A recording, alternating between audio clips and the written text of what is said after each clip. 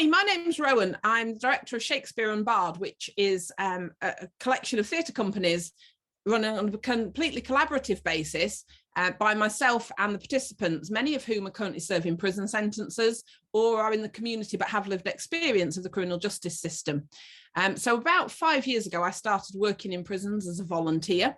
And the first prison that I worked in on a long-term basis, we established a theatre company called the Gallowfield Players.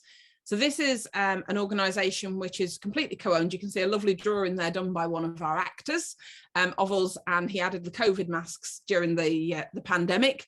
And in there, we've worked in there now for 4 years. It's a men's prison for those serving life sentences for very violent crimes, predominantly for people who've committed murder. But what we have done is we've set up this theatre company where we work on adaptations of Shakespeare plays, and we've so far staged 3 of them. We were working on our 4th as COVID hit. And during that time, we've obviously had to work quite differently. And I'll talk a little bit more about the work that I've been doing remotely with the prisons during that time. So you can see some examples of some of the artwork, which is fantastic, created by the actors involved, and also some quotations around actually what the co-ownership gives people. And I think for me, autonomy is one of the things that is lost when people are sentenced to a prison sentence. And I think it's really important that we can give people some positive autonomy back and a way to connect with their families, with the community in which they live, and also to think about their future as well. So I've moved on to looking at Emergency Shakespeare, which is in a category C prison, entirely for people convicted of sexual offences. I was actually contacted by the governor about a year after I started in the previous prison and asked if I would go in there and start working. We've done a number of productions. We did a modern adaptation of Macbeth.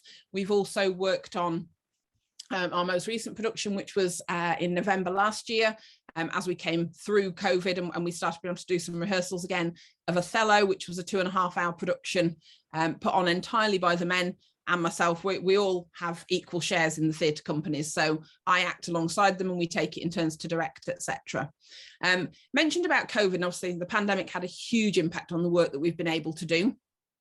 So what I had been doing is providing materials into those prisons from March 2020, when we got locked out of the prisons. Each week I would send a set of about 3 hours of activities into the prison.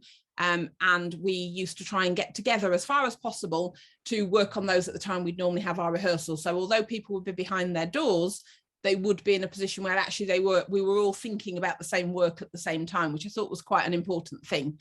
And I was delighted that the prisons supported me with continued correspondence, as that's something that's really outside the normal regime. But I think it's been so important in terms of people's mental health and in terms of keeping some of those connections to what the future will look like post-pandemic. That sort of spiraled really, I guess, and I began to provide activity packs for the whole of the prison service, so across England, Wales, Scotland and Northern Ireland.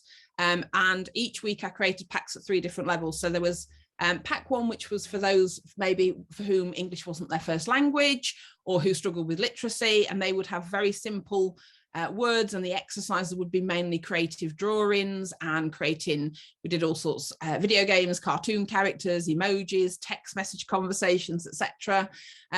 The pack 2 was for those who probably could read a newspaper without any trouble and would have a little bit more detail in, but would still be looking predominantly at sort of fairly short responses and starting to think a little bit more creatively. So journal articles or letters or all sorts of other things. And then the 3rd pack were really created for those who had probably got a higher level of education and literacy and wanted something a little bit more challenging. And we started using Shakespeare's actual language for that and looking at creating songs and poetry and all sorts of things. So we've had some really positive feedback across the prison service, not just the prisons that I'm connected to. And a lot of the illustrations were provided by the actors, which I think was great. So we could actually have sort of peer support that was facilitated through that. See some amazing illustrations there. And the other thing I just wanted to mention briefly is that also in 2021, I set up Beyond the Walls, which is a community theatre company for those with lived experience of the criminal justice system. And we're just in the process of arranging to take that production of Macbeth on tour into some prisons. So actually take people who've been released from the prison system and go back into prisons and work on a production in there, and then some Q&A time as well. So I hope that gives you a little bit of an idea of the work that I do through Shakespeare UnBard. If any of you are on Twitter, then it would be great if any of you want to follow me. And thank you very much for your time.